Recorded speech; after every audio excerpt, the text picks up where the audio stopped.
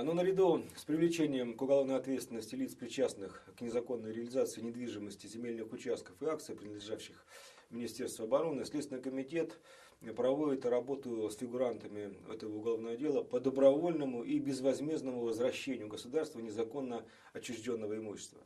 На днях новые владельцы 70% акций 31-го Государственного проектного института специального строительства уже добровольно и безвозмездно вернули их государству.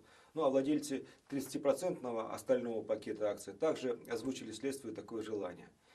Надо сказать, что в ходе следствия была выявлена схема, по которой должностные лица Министерства обороны после назначения министром Анатолия Сердюкова провели процесс приватизации этого института, а затем, чтобы занизить стоимость акций предприятия, продали комплекс зданий и земельный участок на Смоленском бульваре в центре Москвы примерно за 1 миллиард 600 миллионов рублей, также значительно занизив их стоимость. А затем чиновники Министерства обороны инициировали решение Совета директоров предприятия о выплате дивидендов акционерного общества и перевели на счета оборонсервиса свыше 1 миллиарда рублей чистой прибыли института в качестве дивидендов.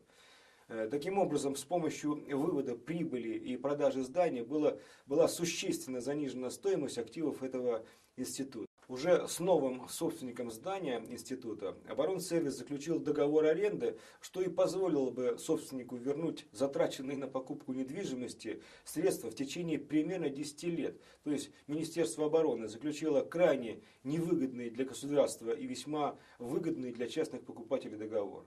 Более того, акционирование этого стратегически важного предприятия автоматически передавало в частные руки контракты, заключенные в интересах обороноспособности страны.